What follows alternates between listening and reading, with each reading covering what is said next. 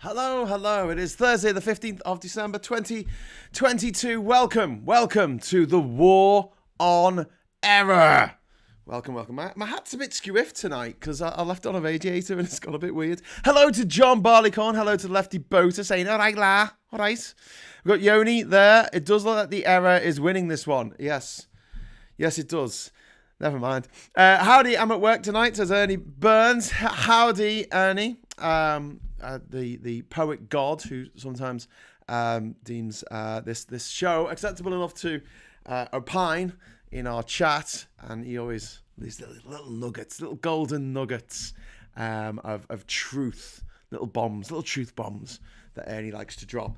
We've also got Enzo the God, talking of gods. Hello all, and we've got Duke Vengeance saying bloody Tories, which, let's face it, is what we're all thinking most of the time anyway. Bloody Tories. So tonight, since I talked about Harry and Meghan last week, and even though the other half of their show has dropped, and apparently William had a big row with Harry, which has all come out now. God, could you imagine that? Like, William's such a, I don't know, he looks like he's just got no personality at all, does he? He's got nothing, there's nothing, I can't imagine him getting, like, angry and upset. I can't imagine having emotions. Do you know what I mean? Like, could you imagine him being like, let's not even go there. Anyway, so I don't fancy talking about that tonight. So what I thought we'd talk about is the fact that, as an extension on what I was talking about a bit yesterday, the refugee situation in the UK, which is this. We signed up to the UN Declaration of Human Rights in 1948, I think. And Article 14 clearly stated that we would give asylum to people seeking it. That was the deal. There were no ifs, there were no buts. There was no like, but if they're already coming through another person's country, then they can't come to ours.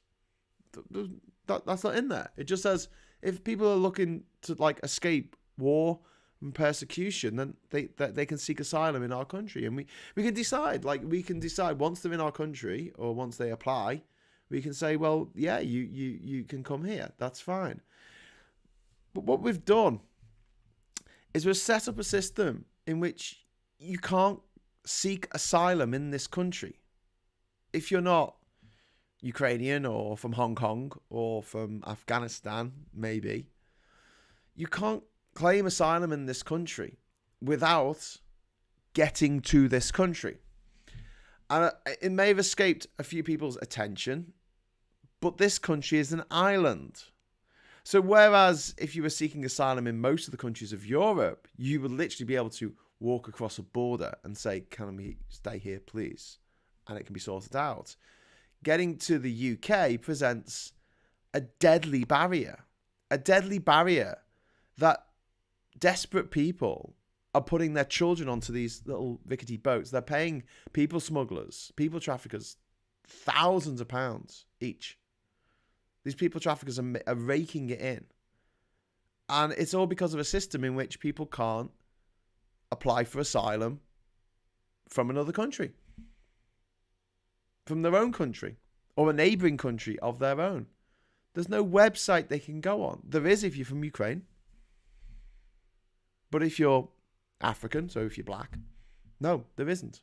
If you're a Ugandan and you're gay and you're being persecuted by your government, or you are a Muslim in Nigeria living in a Christian area and you feel like you're being persecuted, if you're living in Libya and you're part of maybe Gaddafi's old regime, people are after you, you need to get out. If you live in Syria and the country's gone to shit and there's been a civil war that's been raging for over a decade now. I mean, you know, there are reasons why people might want to not be in the place where they are right now. And there's nothing they can do if they want to come to the UK. And I tried to sort of explain why it's gone down like this. And it's not because of... It's not because the people in charge are loving, caring people who want the best for everyone. It's gone down this way because the people in charge, the fucking Tories, want to use immigration, want to use people coming over in these little boats as like a fear factor, as a thing to make people scared, they're coming over here in little boats and it's going to be like Dunkirk somehow, but reversed, and they're going to take our jobs. And you're just thinking, how do we get from this? The Tories stealing billions of pounds from the taxpayer, fleecing the country of over £1 trillion of assets, which have now been taken out of the country and shipped off to, I don't fucking know, the Netherlands, Paris, New York, Dublin. Dublin's a huge one. Loads of our assets went over to Dublin. And yet, what they do is they say, don't look at me, someone who's born rich, who's somehow wants to be richer and has just taken all this extra money when they don't really need it, and we're taking it from the taxpayer, ha ha ha, and I've enriched all my friends. They're not looking at that, because the newspapers, like the Mail, they go, oh, don't worry about that, because they're our mates. We all went to school together. So, yeah, whatever. And they say, don't ignore that. Look at these people with nothing, fleeing for their lives with the shirts on their backs. Look at them. They're the real problem. They're the cause of all of your ills. The most poorest, most wretched people in the world. And I mean wretched not as in bad people, I mean as in they don't have much. They're the bad guys. And that's the narrative that absolutely runs through this country like Blackpool through a stick of rock. It is just painful. It's painful that so many people, even people on the left, the first knee-jerk reaction when you mention asylum seekers, refugees, is, oh, fuck them. Not in a good, passionate way that they might enjoy if they're in for that kind of thing. No, literally just let them die. Why don't we have like sonic weapons that we can fire at them? That would be nice. What we need is for the Royal Navy. The Royal Navy that's supposed to be patrolling our waters and looking out for either Russian submarines, Russian nuclear submarines that might actually do us some fucking harm. No. Let's not have them look for Russian nuclear submarines. Let's have them instead look for the poorest people on the planet trying to come over to our country. And people go, but they're coming illegally. They're not. There's no illegal way to get into a country. You can come in as any way you please if you are seeking asylum. You can come in by hot air balloon. Doesn't matter. You can come in by space rocket. You can come in by parachute. Doesn't matter. If you are seeking asylum, you're seeking asylum. And the only way to do it is by stepping foot on the soil of this island. So here's the question, right? If the government really wanted to do something about the crisis, it's not a crisis. I mean, seriously, it's a drop in the ocean compared with how many refugees other countries like Turkey and Papua New Guinea have to take. But, this crisis that they're saying is a problem now. It reminds me a lot of the war on drugs, which is another one of my war on errors. The war on drugs has been raging since 1971, was it, when Nixon declared it? So 50 years, 50 fucking years. And 51 years now. And where's it got us? Has it stopped people taking drugs? No. Has it stopped the flow of drugs around the world? No. Has it stopped drug dealers making loads of money out of drugs? No. Has it done anything about the trail of blood that leads from the farm high up in the Andes in Bolivia, where this stuff is made, all the way through South America, across the Atlantic to West Africa, and through Europe, into some gangs in London? The trail of blood all the way up Pete Doherty's nose. Thanks for that, Pete. But he's having a good time, and that's all that matters, really. Or should I say, maybe coming from the hills of the mountains of Afghanistan and all the way across through Russia, giving loads of money to the Russian mafia because they're good guys. All the way into Pete Doherty's arm, I guess. But he's having a good time. That's the main thing. The way you deal with drugs is you legalise them. That's it. End of. Fuck decriminalising them. There's still people who are twats are going to sell it. Legalise it. Legalise it and have it sold. Regulate it and have it sold in specialist clinics. That's it. People want it. It's there. If you don't want it, no one's going to push it on you. Drug pushers will be a thing of the past. Why would you? I know some pharmaceutical representatives will go and push drugs at doctors who can prescribe them, but I don't think they're going to be going door to door necessarily, especially through the sink estates of Moss Side. So yeah, it's been to me, when I look at the refugee situation, I don't want to call it a crisis because it's not, the refugee situation in this country. And people say, we've got to stop these people getting on these little boats. We're actually trying to help them. We're trying to help them. It just reminds me of, if you ever watch a movie called The Rabbit Proof Fence, it's got Kenneth Branagh in it. It's really good. And it's about the stolen generations, when they took the children of Aboriginal parents and gave them to white parents to bring up, to make them little white people, I guess. And it was horrible and a disaster and one of the darkest chapters in Australian history. And the Kenneth Branagh character in the movie, he genuinely believes he's doing the right thing. He's like, I just want to help. I want to help these people. I want to help these people. And yet what he's doing is ripping them apart, ripping their society apart. He's responsible. His character in the movie is responsible, along with the people who all got in on this, for breaking the unbroken oral tradition of Aboriginal peoples. And there's 500 fucking tribes of Aboriginals. It's not just one homogeneous, group of people in Australia who all speak the same language. There's loads of different tribes, loads of different languages, like hundreds. It's a fucking continent, right? And they had an oral tradition that would be passed down from grandfather to grandchildren, grandmother to granddaughter, through the generations, and that's been broken now by Whitey. But they were trying to help. So in the same way that we had this wrong-headed attitude towards the war on drugs, this wrong-headed attitude towards the stolen generations, we have this situation now where, again, the simplest solution to this problem is to allow people to claim asylum while they're not in this country. And it's really fucking easy to do, because we have a thing these days called the fucking internet, right? Remember the internet? Yeah, you might have heard of it. I think it's going to catch on. I really think it's going to catch on. So they can apply. They can apply online. They can go into a special centre in any country. Maybe we could have them set up in British embassies. So if you go to a British embassy, you can apply for asylum in the embassy. That'd be nice, wouldn't it? Have a special section where you can say, look, I need to claim asylum. Okay, we'll go through all your paperwork here. And you get a yes, no. If you get a no, you're one of the 20% that get a no, then you're not coming to the UK. End of. But maybe you could get in somewhere else. I don't know. But at the moment, of the people who come across in the boat, 80% of them are genuine asylum seekers. So make that make sense. Make that make sense. Do you know what I mean? Like, how are these people being forced to do this? And yes, you have these politicians, and their line is, we've got to stop the boats because it's dangerous to the people on the boat. So the same way that the people who caused the stolen generations in Australia, who stole the generations in Australia of Aboriginal children, we're trying to help. We're trying to help. We're trying to do the right thing here. And I'm just sitting there at the sidelines going, you're not. You're absolutely 100% doing the worst possible thing you can possibly do.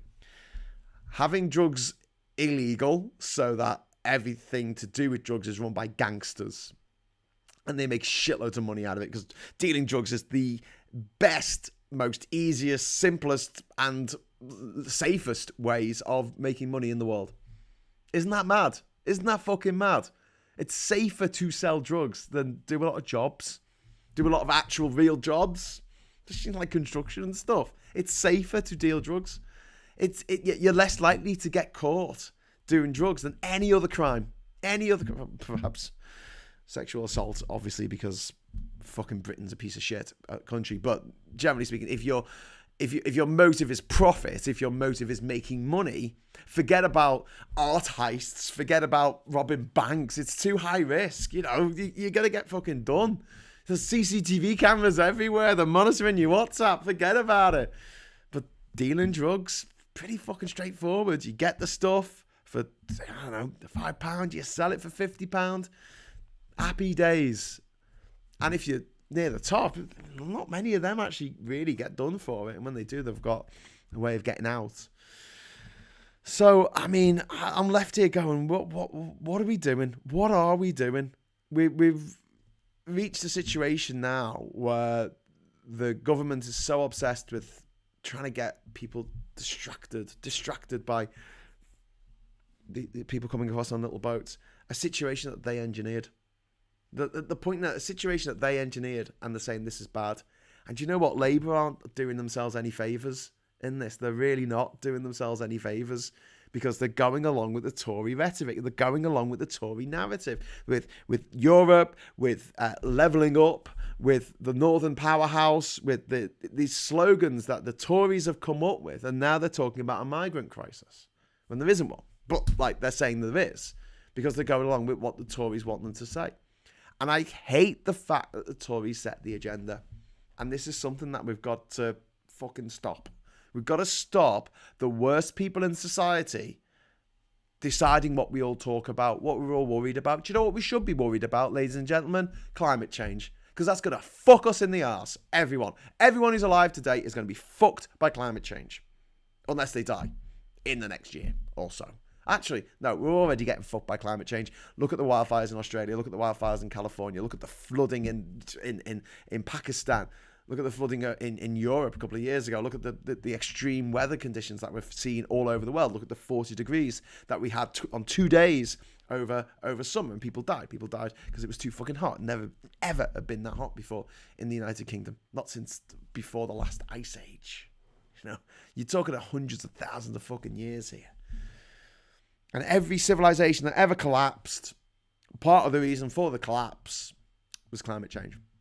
Not global climate change, granted, but climate change. You look at Iceland, you look at Easter Island, you look at the Mayans, you look at the great Egyptian civilizations, things like this. Whenever they went off a cliff, there was always an element of climate change in there. Something changed. Maybe they had 7 years of famine. Maybe their farmlands flooded. Maybe something happened, but they were trucking along, you know, growing as a society, as an empire even, and then someone came along and fucked it. And one of the factors every single time is climate change. It's a great book by Jared Diamond, who wrote Guns, Germs and Steel, and it's called Collapse, and it's about how civilizations collapse. True story. Okay, so what have we got here? I've got loads of messages coming up. Sorry, I was just going off on a massive tangent there. A ranty rant. Bloody Tories, says Duke Vengeance. And we've got Howdy and Work. I've got that. We got my dad was a refugee from Hungary in 1956. He first went to Italy and then Australia, then the UK. He was welcomed by all the countries. Yeah. It's mad, isn't it? And it's not as though we don't need people coming here. We need people coming here because we have a fertility rate of 1.5, if that, in this country. You need a fertility rate of 2.1 to maintain the population. So our population is naturally decreasing because people are having less children. Okay, that's just a fact.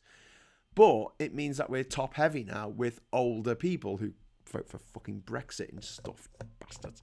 But yeah, we're top heavy at the moment. And we need people, workers, to do the jobs that need doing, especially around care work and stuff like that. And the fact that we are turning people away who want to come here, who are willing to risk their lives to come here, is quite remarkable, isn't it? It's like, what do we need? We need more people. What? You mean babies? No. They take too long to train. It's going to be 20 years before they actually are any use to us as a society, really. And you know, education's quite fucking expensive. And so is looking after children medically for the first 18, 21 years of their lives. Okay, so we bring these fully formed humans, these grown adult humans who are young and basically, you know, go-getters. I mean, you've got to be a bit of a fucking go-getter to get here all the way from fucking Eritrea, let me tell you. Not that I've done that. I've done that. But yeah, it's not easy. It's not easy. And to turn them away and say, no, sorry, you're the wrong colour. And you're just like, what? Yeah, we need to control the people coming in. And here's the biggest joke of all.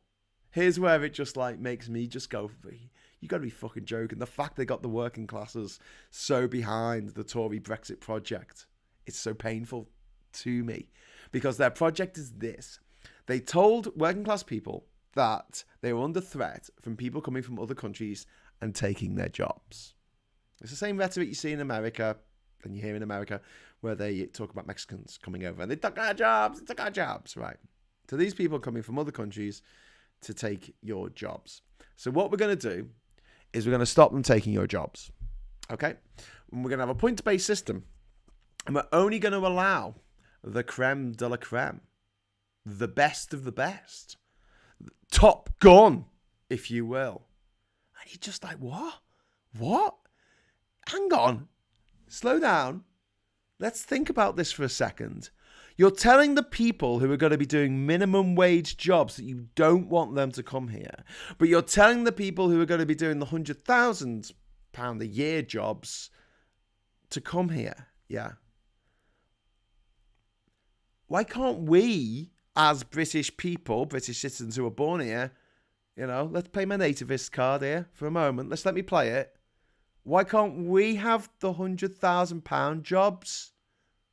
And we'll give the jobs that I don't fucking want to do. Do you want to do the jobs? Do you want to do those minimum wage jobs? Do you? Do you really? If you have the choice between being a manager, being on a six-figure sum every year, or being a fucking, someone on minimum fucking wage, living from paycheck to paycheck, what would you prefer? I'm guessing you'd rather have the cussy job, myself. So why can't we do that? I mean, surely the working class and the grasping middle class and the everyone in between, surely they want that. Surely they want to have the best jobs for British people, right? Right? And the shit jobs, not for British people. But we've actually done the absolute opposite of that. And what the rallying call of Brexit should have been is shit jobs for British people. Yeah. Let's do the shit jobs. Stop these foreigners coming over here doing these crappy jobs. I want to do them instead. No, you don't, do you, Grandad? Because you've been retired for 15 fucking years on a final salary pension. That's why you can afford a new car and to go on a cruise every 6 months. Great. All the rest of us are fucking freezing to death in our homes because we daren't put the fucking heating on. Anyway, right, back to the comments. We got Ernie Burns talking about his dad, so that's that's cool. Actually, it's quite cool that he came from Hungary. It's a bit shit that you compare that to the treatment of refugees today, especially refugees coming into Hungary with that motherfucker Orban, Viktor Orban, in charge, who is a grade A cast iron dead cert cunt. So I just had to get that out. If you're watching, sorry for the swears, Mum. But yeah, Viktor Orban, he just fucking winds me the fuck up. Joni says it's a wedge issue and Tory need all the wedge issues they can find or manufacture just the same power. It's one they're manufacturing. It's the same with the EU. I mean, the problems that we seem to have with the EU were manufactured by the Brexit Party, by UKIP and the Tories. This unholy fucking trinity of cuntiness. David says, hi everyone. Hi David. We've got just me and Vids saying hi all. We've got Chris Silver saying make safe routes in other countries. They will stop feeling the need for asylum seekers to be forced into criminal gangs. Yeah, exactly, Chris. I mean, it seems really straightforward to me, and it pisses me off when people go, oh, but they're already in a safe country. Why do they need to come to ours? It's like, well, France takes shitloads more refugees than we do anyway, and we should take our fair share of refugees. When we were part of the EU, one of the things that I would like to have seen happen would be for a system to be set up where if you're a refugee, you can apply for refuge in the EU, okay? And every country in the EU signs up. We have a proper council. We have representatives from every country, right? And we have a quota system. So if you're a small country like Malta, you take X amount. If you are X percentage of your population, let's say. If you're a bigger country like France or Germany or Britain, obviously you will take more refugees proportionate to your population. Now, if you had a centralized refugee service for the whole of the EU, you could police it and work it in a much more productive way. So, for instance, if people said, I want to come to the UK, obviously they would be, they'd have to give a reason why the UK and not any other country. Well, I speak English and I have a cousin there. Great. Okay. Well, there's two things on that side you for coming to the UK rather than anywhere else in the EU. Anything else? It's like, well, I'm a bricklayer. Oh, you're a bricklayer. That's fantastic. We've got a shortage of bricklayers at the moment. So, mate, fast track, get over here, get your ass over here and start fucking working straight away. So the mad system we've got now, where you come over to the UK, you stagger off your fucking boat in the middle of the night, and luckily you haven't died, and then you're processed. It takes over a year for your application, your asylum application to be processed, which is fucking insane. Like, how the fuck does it take that long? I mean, I know there's got to be some people who are not actual refugees who are just coming here because they want to come here. I know, but at the end of the day, so what? So what? They're here now. Can they work? Yeah. Great. Put them to fucking work. I don't mean like as slaves. We're not Qatar. I mean, like, give them a job and then they can start fucking working and then they can start paying tax. What's the problem here? What is the... But anyway, that's something that I feel like the EU should have done. I was always... I was never like a proper bleeding heart lover of the EU before the Brexit vote, and I think it was just because I realised what was being taken away from me that made me so adamant that we could not leave. We could not vote to leave the EU, and then when we did vote to leave the EU, I was like, fuck me sideways. So obviously spent several years trying to push back the tide on that one, which it's still my proudest failure of my life is the fact that I actually got off my arse and tried to do something about the whole sorry situation with Brexit, but the whole thing was a bit sewn up by the motherfuckers in charge. What can you do? Anyway, so yeah, the elusive point is that we make the Tories make the system so difficult and so stupid and so self-defeating for us. Never mind the refugees, but like for us, it's so stupid. It's just idiotic. Like, you could explain this to a particularly dim child and they'll be like, what the fuck? Why is the government doing this when it could just do things so much better and so much easier by, working together with our EU partners and having a system where anyone could apply for asylum in the EU. And considering 80% of them are found to be genuine, that would mean that hundreds of thousands of people would be able to be given safe routes into Europe. They wouldn't have to take a leaky boat over the Mediterranean. They wouldn't have to try and fight their way through fucking Syria. They wouldn't have to make their way through Iran and Iraq. They would simply get on a flight and come to the UK from whatever country they're in. Most likely they'll be in a neighbouring country. They will have got out of their country, they'll be in a neighbouring country, and they'll be like, okay, I only have X many months in this country before my visa runs out or my passport stamp runs out. I need to get this shit done. And we could have done that. As a continent, we could have done that. But unfortunately, because of the Boris Johnsons and the Viktor Orbáns and Marine Le Pen getting fucking, 1 in 3 of the fucking votes in fucking France. Jesus Christ, France, what are you doing? She's an out-and-out Nazi. Because of all these people, basically getting positions of power or influence at least, we've gone the other way. We've done the most stupid possible thing that we could possibly do. Same with Brexit. That was the most stupid thing we could have possibly done. Same with, privatising the train lines. The most stupid thing we could have possibly done. Getting rid of 2/3 of the rail lines in the 1960s with the Beeching Acts. The most stupid thing we could have done. Continuing to burn fossil fuels for an extra 40 years after we were told that fossil fuels were going to destroy humanity. Fuck the planet. The planet will be fine, all right? The planet will survive us. But we won't. And we're taking half the fucking species of the planet with us when we go, which is a bit fucking selfish if you ask me. We watch all these, wonderful David Attenborough documentaries and we're like, oh, that's beautiful, man. Oh, that's amazing. And it's like, do you want to save these animals? Nah, fuck them. Anyway, I'm having coffee tonight. I normally drink tea on these shows, but I've got a lot of work to do. A lot of things to get through. Right, okay, so, oh wow, I've got shitloads of messages that I have not read out. So, I still remember Brexit who told me there's not enough space on a bus for everyone when I was trying to defend freedom of movement in the warehouse. What the fuck? We can't legalise drugs, it will damage the country. Hope the Tory voter. Yeah. Look, cards on the table. As some of you know, I've never taken drugs. I've never smoked a spliff. I've never even smoked a cigarette. Never. I've drank. So if you count alcohol as a drug, but it's not an illegal drug. And the point is about drugs, my big problem with them, other than this is me sober, imagine me on drugs. Yeah, my big problem with them is the fact that they're illegal. And it's the trail of blood thing. You know, we don't really talk about this because I think it makes people feel bad. People who have obviously taken drugs in the past, or, you know, have friends who take drugs at the weekend, they probably feel a bit bad about it. But when you see on the news about some kid being stabbed to death in God knows where in London, generally speaking, it's drugs related. And there's a weird thing that happens as well, where if someone dies in this country, oh God, that's a tragedy. What, a kid died? Yeah, he's only 15.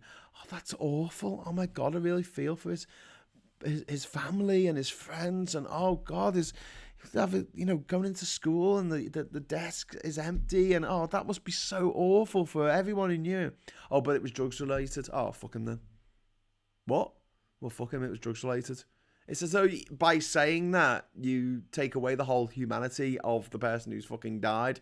Oh, he's in a gang. It's drugs related. Oh, he's not a real person then. Who cares? Obviously, his family won't miss him. And that sort of attitude is very prevalent, I'm afraid, in the United Kingdom and probably other countries as well. You know, I single our country out a lot because I know it more than most other countries. But at the same time, you know, we are going in the wrong direction on a lot of things, and drugs is just a huge one of them. The definition of madness is trying the same thing over and over again, expecting a different result. And that's what we do with the war on drugs. And they have these shitty news stories where they're like, oh, we found £2 million worth of cocaine. And you're like, oh, well done. You do know that like £2 billion worth of cocaine came into the country last week. But yeah, well done. You got your 2 million. Hey, that'll show them. And the thing is, if they do take these drugs out of the system, another drug dealer will just step into their place. If they take the drug dealers out of the system, another drug dealer will just step into their place, because it is the cheapest and easiest and safest crime that you can commit in this country for money. Mad, isn't it? Thank you very much for Alexis, a £2 super chat. Yay! With the hashtag I clap for the strikers. So Alexis at 8 o'clock tonight clapped for the strikers because everyone's on strike, which we discussed the other day. And I think this is a really great idea of, I don't know if Alexis came up with it, but Alexis has been pushing it. Where on Thursdays we used to clap for the nurses, let's clap for the strikers, because I support them. I support the strikers entirely. I went to Newcastle today on the train, and it was awful because it's the train and everything was late and it was just a bit shit. And there were no metros. And I like doing the crossword in the metro.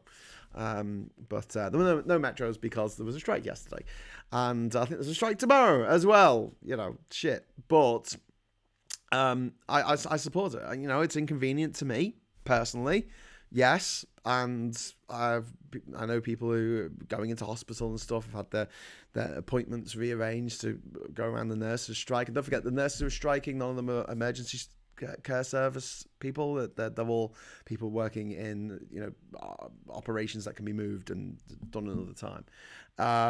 But still, the first time the nurses have ever gone on strike in the history of the NHS under the Tory fucking government. Everything they do is wrong. Everything they do is mad. Everything they do is just the most stupid, idiotic thing they could possibly do. You know, it's like it's like they see there's a chip pan fire, and instead of putting a fire blanket over it, they pick it up and throw it across the room. They just fling it across the room like all this burning oil all over the fucking kitchen, and the whole house fucking burns down. And they're like, yes, we took back control. It's not even their kitchen. Vengeful David, I feel vengeful. That's how Duke is tonight. Chris says 80%, and then you have those who win on appeal. So how come it takes up to 8 years to process a claim? Yeah, Chris, it's mad. And in those 8 years, they're not allowed to work. They're not allowed to fucking work. I mean, what? Why not? What difference would it make? I mean, let them work. And then you can still say, well, sorry, your asylum application's been turned down, so you're going to have to go back where, or go somewhere else. You can't stay here.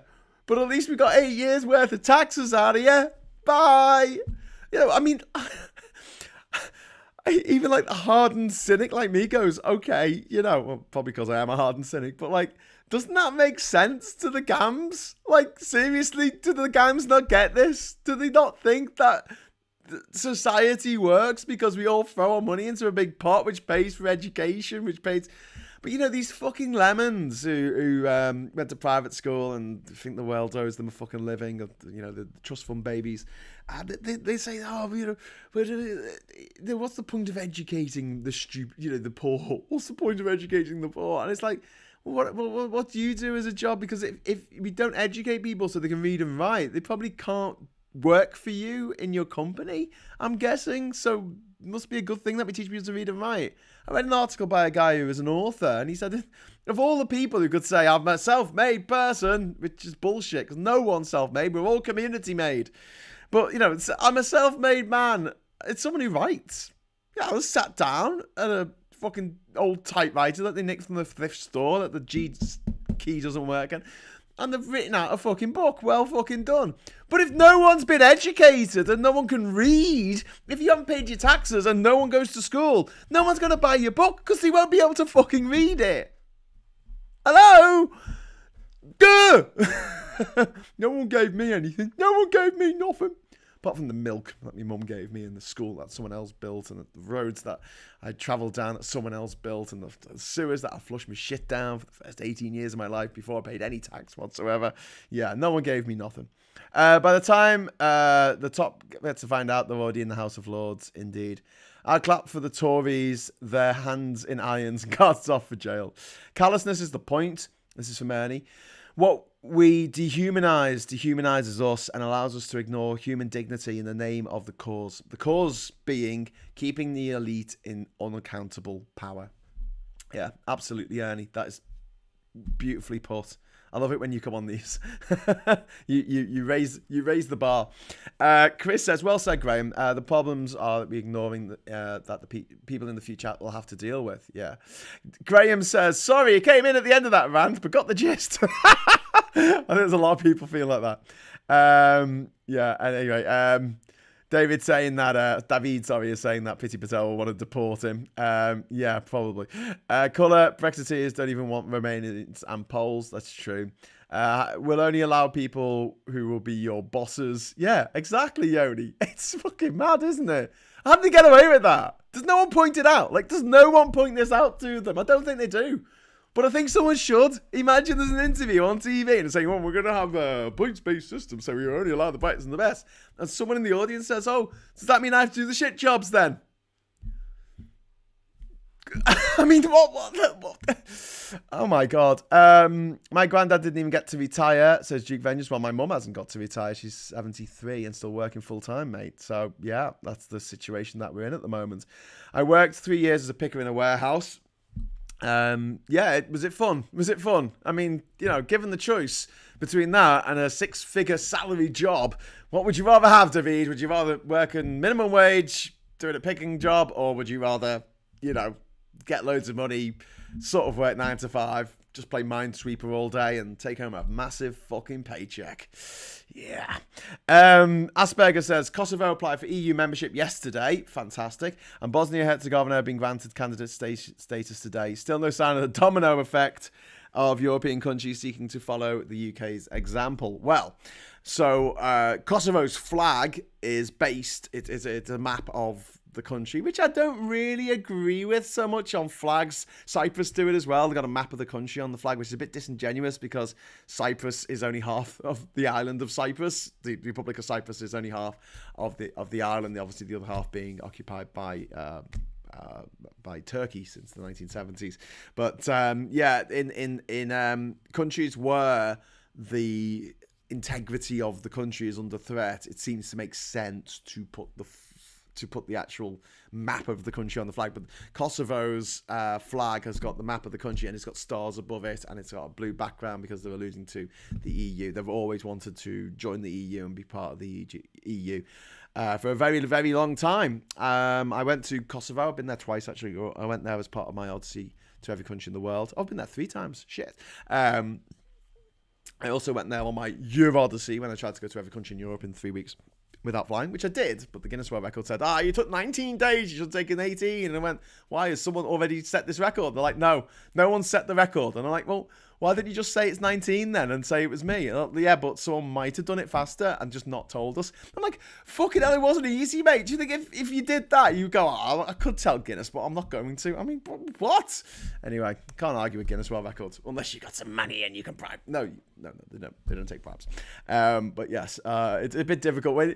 There's like 2 tiers of Guinness World Records. If you want them to accredit your record straight away, you pay X many £100 and they'll look at it straight away and they'll go yes or no. If you don't pay that, they've got a free service, or at least they used to, but it takes like a year. So if it's something that could be broken in that year, if it's a record that could be broken in the year that you had it, you might not even hold the record for any length of time, especially if the other person who does it is rich.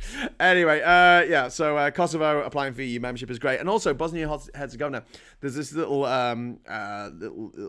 passageway to the sea that they have called Neum.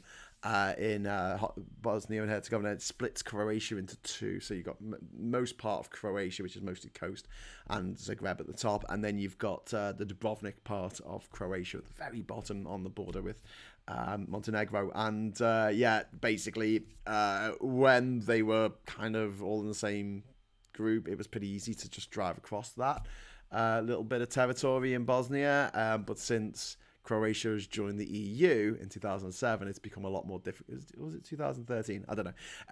Since they've joined the EU, it's become a lot more difficult to get across that border because they have to check everything. So Bosnia and Herzegovina joining the EU would be a great thing for that country. Yes, not working again in a workhouse. Yes, indeed. The chaos and confusion is intentional evil, says number 3. Yep, if you have escaped from a terrible country and jeopardized your life several times, you can't convince me that these people will get here and not want to make a go of their new life. Well, yeah, exactly, Chris. Look, they're not come here to play video games, have they, mate? Do you know what I mean? That's it. That's it. You can play video games anywhere. If you just want to sit on a couch, play video games, you can do that anywhere. Anyway, I watched this is Casper saying I watched a few Americans use medical marijuana and they have nothing but good things to say about it. Yeah, I mean, I have no problem with medical marijuana. I don't like having to smell other people smoke. So if people are smoking around me, I don't like that. Whether it is vaping, whether it's pot, whether it's tobacco, whether it's opium, I don't care. I just don't like my area being filled up with a stink that I find obnoxious, and I find it obnoxious of the people doing it, that they do it and they don't think about how it makes me feel. But you know, smokers gotta smoke. 12 years and not one thing has improved, and they're still fighting amongst themselves, says Chris. Yeah, not one thing has improved. Isn't that remarkable? Not one thing has got better in the last 12 years. Except maybe equality of marriage, but that was coming. That was coming anyway. I mean, that's the only thing you can really point to. Marriage equality. Number 3, I need weed. I depend on the stuff to help me get through my depressing life. Best would be coffee shops here so that I can have a social life, not support the criminals. Yeah, I absolutely agree. I wouldn't possibly go in the coffee shop because I don't like the smell of weed, but I genuinely believe that it is up to individuals, adults, sane adults, to do what the fuck they like with their own bodies. Right? This goes across the board. This goes for sex. This goes for drugs. This goes for tattoos, rock and roll, whatever mad shit you want to do to your own body when you are an adult and a sane adult, go for it. You know, as long as you're not hurting anyone else. That's it. That's the rule. Don't hurt anybody else. So long as you're not hurting anyone else, be my guest. You know, fill your boots. Do what you like. It's your body. It's the only thing that you should own outright in your life, you know? Not the only thing. I mean, obviously you can own other stuff, but I'm saying it is the thing that you're born with. It's the thing you're going to die with. And no one should be allowed to take that from you, and no one should be allowed to police what you do with your own body unless it's causing harm. Okay? So, for instance, if you want to get your cock out and wave it about in front of people, that's not allowed because it's causing harm. If you decide that you're not going to get vaccinated because you're the most amazing person ever, and somehow your immune system is much cleverer than everybody else's, you've got a cleverer immune system than Einstein because you got his smallpox vaccination. Your immune system is way smarter than Einstein's. Yeah, mate. Yeah. Whatever you say, Penis Corbin. Anyway, but yeah, you are putting other people in your community at risk because you're more likely to spread diseases. Because obviously, for a few days, when you get a new disease, you don't even know because you generally don't have symptoms because the disease is just trying to kill you. It's not trying to let you know it's there. It's not like, hello, I'm a disease, woo. The fact that you feel ill is your body fighting the disease. It's not the disease itself. The disease itself is doing one thing. It's killing you. That's it. That's all a disease fucking lives to do, is to kill you. And spread to other people and fucking kill them. Oh my God. Anyway, everything you do is tragic. A new police song, indeed. That's quite good, actually. The nurses on Scotland aren't on strike, though. NHS Scotland is separate to NHS in England and Wales. Indeed it is. We are all children of our culture, indeed. If no one can read, books won't be printed, but illuminated by hand by monks in a local monastery. Return to the Middle Ages. That would exceed Mog's expectations, indeed. Maxim says, hey Graham, I've been following you since 2012. Hi. God, 10 years. Wow. Can you talk about the most dangerous illnesses you can get traveling? Ooh, okay. Malaria is a big one. Malaria is really fucking bad. And also, like I was just talking about disease, if you have it, if you have it and you have no symptoms yet, you will, but you have it when you don't have any symptoms. It's spread by the female mosquito, a particular type of mosquito, and it's spread by only the female. And I think it's the silent one. So basically, if you can hear a mosquito in the room, that's not going to give you malaria. The silent one is. But if you're sleeping in a room with other people and you have malaria and you get bitten by the female mosquito and then she goes and bites the other people in the room, you'll give malaria to all the other people in the room. And that's a big worry. Now, mosquitoes in general are just absolute fuckers. I always wonder about this when people talk about God being this all-loving God, and I'm like, you kidding me? You invented mosquitoes. It was like, he's there one day. It's like, what are you doing today, God? I'm designing a flying hypodermic needle.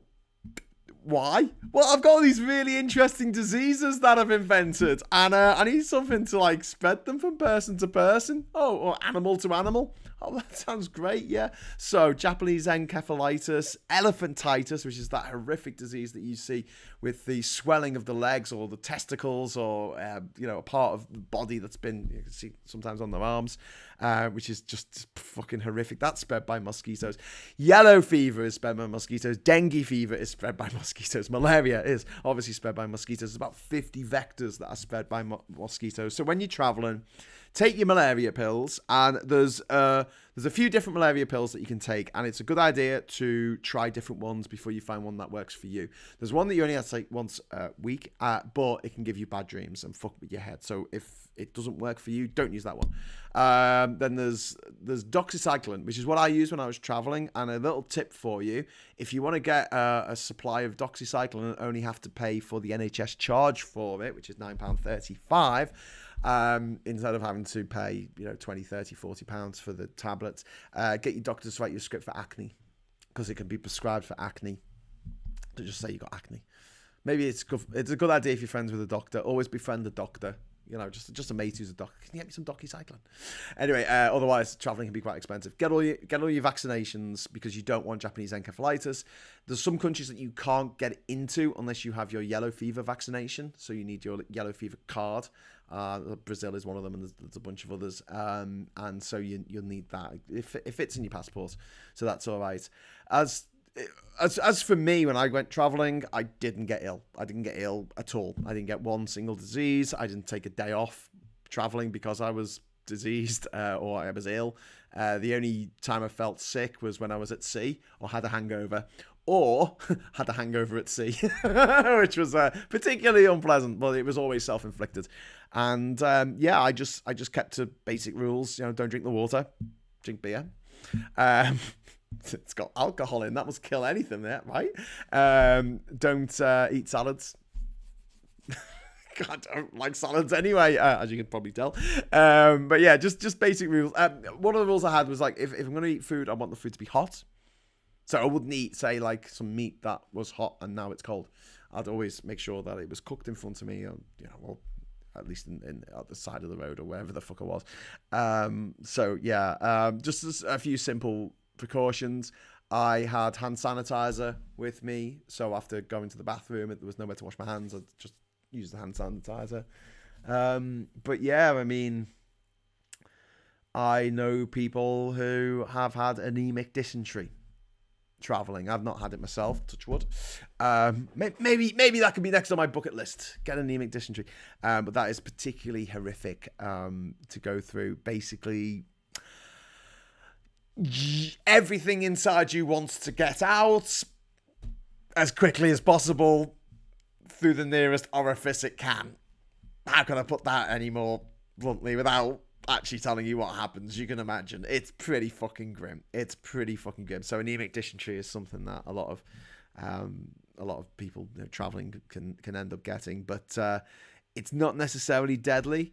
Diarrhea is something that a lot of people get when traveling. Travelers' diarrhea, and it kills millions of children every year. We had 6 million children die of diarrhea when I was traveling around the world. I haven't looked at them more recently, but it was 6 million, which is painful because diarrhea is not just one of the easiest symptoms. Not symptoms. What's it called? Maladies to avoid. It's also one of the cheapest to treat. You don't actually need proper medication made by a pharmaceutical company. You need electrolytes. That's what you need. If you're a kid or whoever, you need sugar and salt solution, and that should get you back on your feet. But unfortunately, a lot of places where the water quality is just absolutely dreadful, and stuff like cholera is rife to begin with. A lot of children, unfortunately, die because of the lack of clean water. Even now, in this day and age, which is kind of painful. Anyway, that's I can't think of any others. I think I've experienced people with anemic dysentery, and I've experienced I've not been with someone who's had malaria. I know someone who's had malaria in the past, but I haven't been with them when they've had it. Many years ago, I got worms traveling. Here you go. Here's a story for you. I was on a beach in Vietnam, and I decided to have some crab from a crab lady who was selling crabs on the beach. It was a bad move. I got worms from that, and that was horrible. And it took ages to get rid of them. I had to take like this oval stuff, and it wasn't a suppository. But basically, it felt like there was always something moving in me bum. Like, it was horrible. And then if I go to the toilet, there'll be in my poo, there would be like little bits of cotton. Oh, I'm sorry, people watching this. Maybe you've eaten your dinner. You should have eaten hours ago. But basically, that was pretty horrific. And something that happened when I got sunburnt once in Thailand is I got psoriasis. Or a version of psoriasis. I never had it since, but basically I sunburned all my fronts, which is why you never see me in the tropics or the heat without a shirt on these days, because I'm not getting burns again. Basically, I got a rash that was just really, really difficult to shift for a very long time. Another incident a few years later in Thailand, I was very drunk. I was very drunk, and I thought I'd go for a run through the jungle. Drunk, and I hit a tree, as you do. It twatted me in the eye, and I was wearing contact lenses at the time, and I got back to where I was staying, and I slept in my contact lenses with this sort of big black eye that I had from running into this fucking tree branch. Don't run through the jungle in the middle of the night. It's not a good idea. When you see in a movie like someone galloping a horse through a forest, and I'm just sitting there going, fuck off. fuck off. Fuck off. No one gallops a horse through a forest. Ever. Ever, ever. Because branches fucking hurt when they smack you in the face. Anyway, but so I woke up next day and I ended up getting conjunctivitis in my eye, which started in this eye and then it spread to my other eye, and then it just spread to everyone. I went to Australia after that and I just gave it to everyone. It's just because it's so contagious, and I was really, really photosensitive, so much so that I couldn't look at my laptop screen even on the lowest brightness setting. It was too bright for me, so that was pretty horrific. Yeah. There you go. I'm remembering travel stuff now. It wasn't necessarily on the Odyssey expedition, but getting that and like waking up in the morning, your eye is all like gummed up. You know, like it was like loads and loads of sleep. So it's all gone like crusty, and you got to kind of get this eye bath and put it on you. You got to feel around for it because you can't open your eyes, and then you got to. Oh, it's horrible. Conjunctivitis. If the Tories were a disease, they would be conjunctivitis. Right. Anyway, back into your messages quickly. Let's have a look. What? 13,000 files have been released. What? Number 3, I agree we should have legalised brothels too, not to my taste, but they are much healthier. Yeah, number 3, brothels, I didn't bring that up, but yeah, you're absolutely right. They should be legalised like they are in New Zealand. They should be unionised sex workers. The rules are you cannot run a brothel if you're a man. Simple as that. And all of the rooms have panic alarms in, and they have condoms, and basically it's made so the women are safe. As opposed to the way we do it at the moment, where basically the women are not safe in any way, shape, or form. And it's really, really fucking horrific. Anyway, Graham, you got worms. Have a good one. Got an early start. Oh, we lost cattle. I prefer the monasteries in Thailand. I wouldn't do a jungle trek. It wasn't a jungle trek. It was a party. It was a half moon party on Koh Phangan. I was really drunk. I don't know why I ran through the jungle. I was just really drunk. The agreement to do pressure from the press and the political point to make it harder for overseas people not to get free treatment went from 750, 450, 350, then 50, then about 4. The Security Library. When I worked for the NHS, my job was to keep departments up to date on reciprocal agreements and other agreements with other governments and healthcare providers due to pressures of the Conservative cut. Motherfuckers. So, listen, I'm going to wrap it up there. Sorry I might have just gone off on a bit of a tangent there. We didn't necessarily talk about Asylum for the whole time, but I feel like it's all part of a very disgusting, smelly, ill-kept hole, which is the Tory fucking party. But I've got some good news. I've got some good news before I go, which I'd like to share with you, if you don't mind. I have my book out. Well, not the book that, not that one, Pineapple Boy. Don't get too excited. My book, which is called The Great Brexit Cookbook, is out, which is really exciting. Came out today. Apparently it came out 2 days ago, but I'm sure I checked on Amazon and it wasn't there. It is available to buy in Amazon as a paperback, and it is. Oh, Man of the World. No. Right, sorry. I'm trying to do two things at once here. This is where I need a producer, so you can look for my Brexit cookbook on Amazon. Graham Hughes Brexit. The Great Brexit Cookbook. There you go. Paperback, and I am going to share this link with you now. Okay, guys, it is only novelty gift. It is a novelty gift. It's only £6.91. I make about 1 penny profit on these motherfuckers. I did it for a laugh, right? And what it is, it's a book of 100 recipes that I found in an old Victorian cookbook. And the recipes are disgusting. They're absolutely fucking foul. It is I'll let you know. I'll tell you what it says on the on the back of the book. It says, discover the true flavour of Brexit. Whether you voted for your grandchildren to feel the icy chill and gnawing hunger of what we thought were bygone winters because you hate them, or because you were too stupid to see how you were being played by like a cheap piano by the privately educated elite, this book is for you.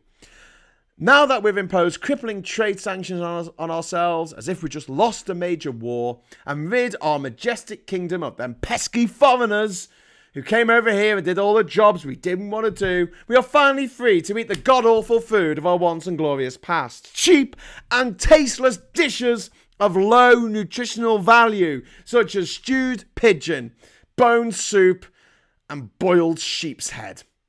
May the miserable and restrictive future that you have voted to foist on your offspring taste as delicious as the dishes contained within. Disclaimer. This is an advisory cookbook. While the recipes are real, your constitution might not match that of your syphilitic forefathers. The author takes no responsibility for injury, sickness, death, destruction, or economic devastation that may or may not arise as a direct or indirect consequence of preparation or consumption of the meals laid out in this august compendium. So, if you buy it now, you can get it for Monday. And actually, yeah, let's have a look. Yep, you can get it by Monday. It is the perfect Secret Santa gift for that motherfucker who voted for Brexit in your company. Or even better, that racist uncle who thinks Brexit's fucking amazing. Here you go, Uncle Twat. Here is your Christmas present. It's a book of shit recipes that you're going to have to cook now because we don't want any of that foreign muck. Anyway, so it's a novelty gift and it's only £6.51. That's an actual book for £6.51, which is pretty, as a stocking filler. Come on. We're all on our asses here. Anyway, so yes, very good wording. Thank you, number 3. Graham, it comes with a sexy calendar. No, David, calm down. Does not come with a sexy calendar. Currently unavailable, not available for thins. Oh, sorry, Yoni. No, it's only available in the UK, I think, at the moment. I've had someone say it was sold out, but I can't believe that. It's not been printed yet. So if you order it in the UK, they print it. This is how Amazon works. They actually print the fucking book and send it to you. So tomorrow it'll be printed and then Sunday it'll be sent to you. How mad is that? Can it be shipped to the UK? Not at the moment, Cathal. You can have a look on the Amazon website, but I have given you the amazon.co.uk website, and it only went live a couple of days ago, so I don't know, but if you're in the UK, you can get a copy. Okay, Lefty Boat says, I'll read it, but I'm the product of a Tory education, so therefore can't read. I'm very sorry to hear that, Lefty Boater. I hope that that clears up in the future. Okay, right. Thank you very much for joining me on this, on this Thursday, on this very, very chilly Thursday. It was snowing today in Newcastle, and then the sun came out. It was nice.